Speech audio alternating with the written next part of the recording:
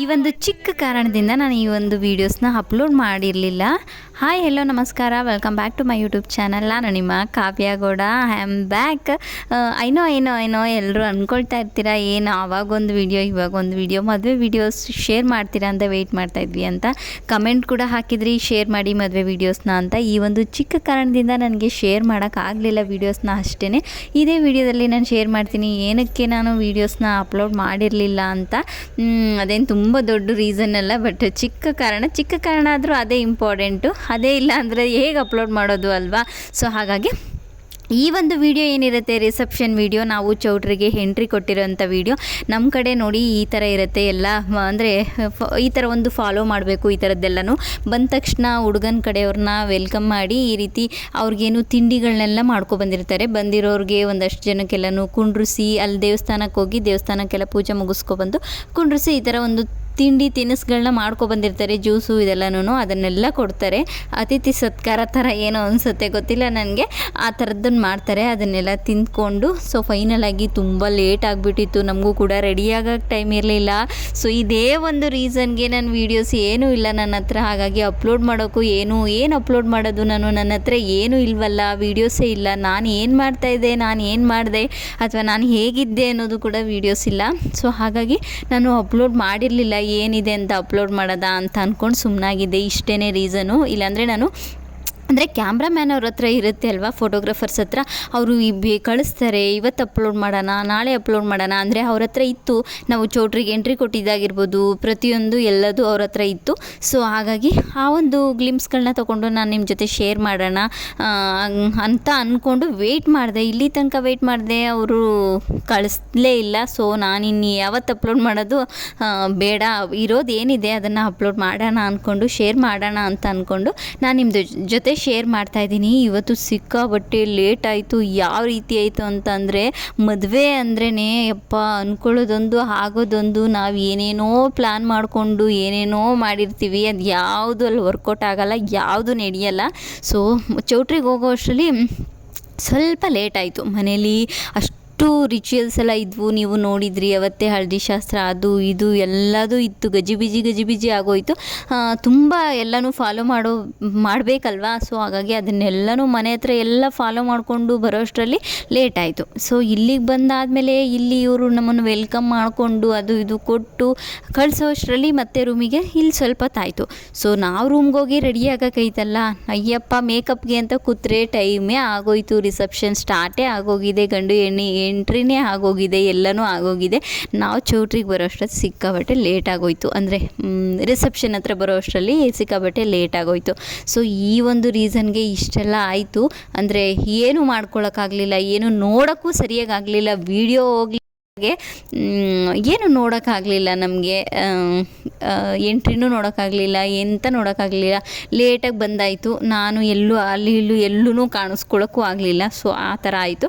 So ಅದಾದಮೇಲೆ ಫೈನಲಾಗಿ ನಾವು ಬಂದಾದಮೇಲೆ ಒಂದು ಸ್ವಲ್ಪ ಫೋಟೋಸ್ ಎಲ್ಲ ತೆಗೆಸ್ಕೊಂಡ್ವಿ. ಫ್ಯಾಮಿಲಿ ಅದು ಇದು ಎಲ್ಲ ಸಿಂಗಲ್ಸು ಎಲ್ಲನೂ ಫೋಟೋಸ್ ಎಲ್ಲ ತೆಗೆಸ್ಕೊಂಡ್ವಿ. ಬಂದಿರೋದೇ ಲೇಟು, ಇನ್ನೇನು ತೆಗೆಸ್ಕೊಳ್ಳೋದ.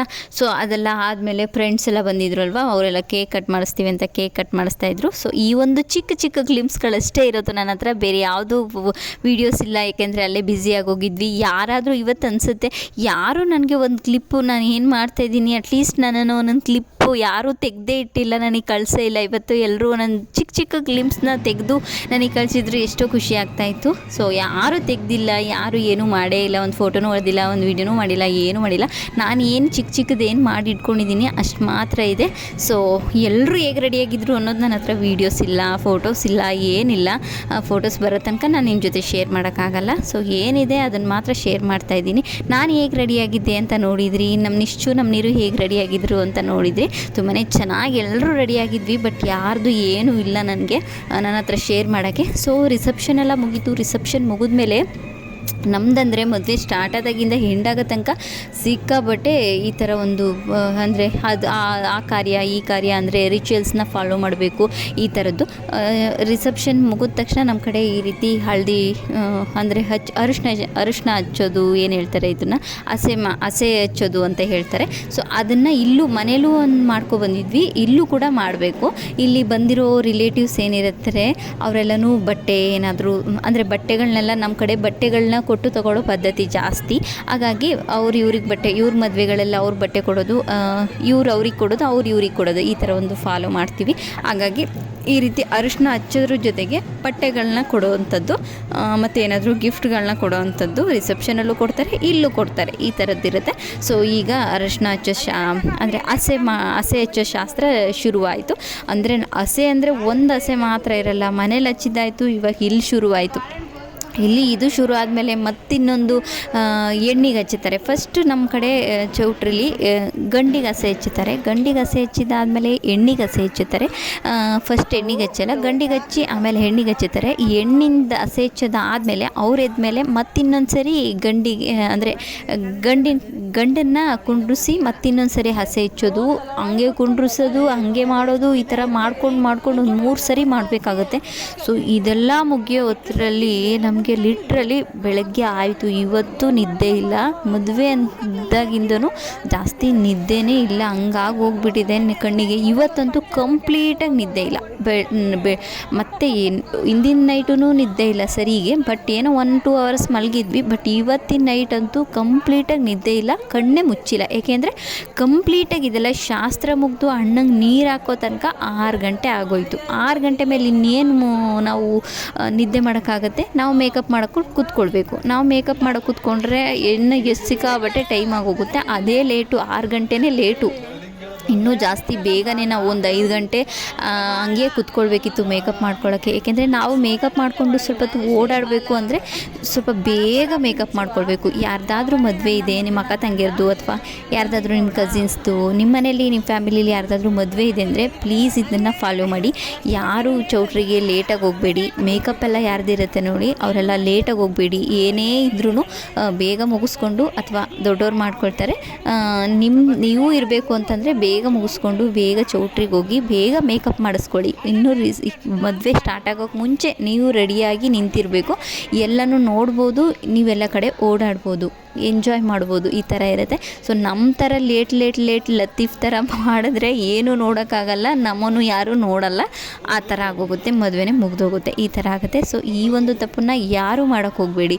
ಈ ಎಲ್ಲನೂ ಬೇಗ ಮುಗಿಸ್ಕೊಳ್ಳಿ. ರಿಸೆಪ್ಷನ್ಗಾಗಿರ್ಬೋದು, ಮುಹೂರ್ತಕ್ಕೂ ಅಷ್ಟೇ. ತುಂಬ ಲೇಟಾಗಿದೆ ಮುಹೂರ್ತ ಅಂತ ಅಂದ್ಕೋಬೇಡಿ. ನಾವು ಮೇಕಪ್ಗೆ ಕುತ್ಕೊಂಡಾದಮೇಲೆ ಹೇರ್ ಕ್ರಿಂಪಿಂಗ್ ಅಂತೆ, ಮೇಕಪ್ ಅಂತೆ, ಸಿಕ್ಕಾಬಟ್ಟೆ ಟೈಮ್ ತೊಗೊಳುತ್ತೆ. 9 ಗಂಟೆ ತನಕ ಆಗುತ್ತೆ. ಒಂದು ಎಲ್ರಿಗೂ ಜಾಸ್ತಿ ಜನ ಇದ್ದರೆ ಅವ್ರಿಗೂ ಇವ್ರಿಗೂ ಎಲ್ರಿಗೂ ಮಾಡಬೇಕಲ್ಲ. ಸೊ ಹಾಗಾಗಿ ನಮಗೆ ಬಂದಿರೋರು ಕೂಡ 3 ಜನ ಬಂದಿದ್ದರು, ಪಾಪ ಮಾಡಿದ್ರು ಅವರು ಕೂಡ ಬೇಗ. ಬಟ್ ಆದ್ರೂ ಲೇಟ್ ಆಗೇ ಹೋಯಿತು. ಕರೆಕ್ಟು ಟೈಮ್ಗೆ ಹೋದ್ವಿ, ಮುಂಚಿತ ರೆಡಿಯಾಗಿ ಓಡಾಡಲಿಲ್ಲ, ಏನಿಲ್ಲ. ಬೆಳಿಗ್ಗೆ ನೈಟ್ ಮಾತ್ರ ಸಿಕ್ಕಾಪಟ್ಟೆ ಲೇಟಾಗಿ ಹೋದ್ವಿ. ಎಲ್ಲನೂ ಶುರುವಾಗಿತ್ತು, ಎಲ್ಲ ನಡೀತಾ ಇತ್ತು. ಸೊ ಈ ಥರ ಆಗ್ತಾಯಿತ್ತು. ಈಗ ಎಲ್ಲರೂ ಹಸೆ ಹಚ್ಚುತ್ತಾ ಇದ್ದಾರೆ. ನಮ್ಮ ಕಡೆ ಏನಂದರೆ ಹಸೆ ಹಚ್ಚಬೇಕಾದ್ರೆ ಪದಗಳನ್ನ ಹೇಳ್ತಾ ಕೂತ್ಕೊಂಡಿರ್ತಾರೆ, ಹಸೆ ಹಚ್ತಾರೆ. ಎಲ್ಲರೂ ಹಸೆ ಹಚ್ಚಿ ಈ ಥರ ಬಟ್ಟೆ ಕೊಡೋದು ಎಲ್ಲನೂ ಮಾಡ್ತಾರೆ. ಮತ್ತು ಹಸೆ ಹಚ್ಚುತ್ತಾ ಇರ್ತಾರಲ್ವ, ಯಾರು ಹಚ್ತಾ ಇರ್ತಾರೆ ಅವ್ರನ್ನ ಈ ಥರ ಒಂದು ಸ್ವಲ್ಪ ಚಿಕ್ಕ ಪುಟ್ಟ ಕಾಮಿಡಿಗಳನ್ನ ಮಾಡಿಕೊಂಡು ಹಚ್ತಾ ಇರ್ತಾರೆ. ಯಾರು ಹಚ್ತಾ ಇರ್ತಾರೆ ನೋಡಿ ಮದುವೆ ಆಗಿರೋರು, ಅವ್ರಿಗೆ ಅವ್ರನ್ನ ಅಂದರೆ ಸ್ಯಾರಿ ಇಟ್ಕೊಂಡು ನಿಮ್ಮ ಹಸ್ಬೆಂಡ್ ಹೆಸರು ಹೇಳು ಆ ಥರ ಹೇಳ್ತಾ ಕೇಳಿಕೊಂಡು ತಮಾಷೆ ಮಾಡಿಕೊಂಡು ಎಲ್ಲರೂ ಹಸೆ ಹಚ್ತಾ ಇರ್ತಾರೆ. Thank you for watching this video. ಮೂರ್ತದ ವಿಡಿಯೋದಲ್ಲಿ ಸಿಗ್ತೀನಿ. ಅಲ್ಲಿ ತನಕ take care, bye, love you all.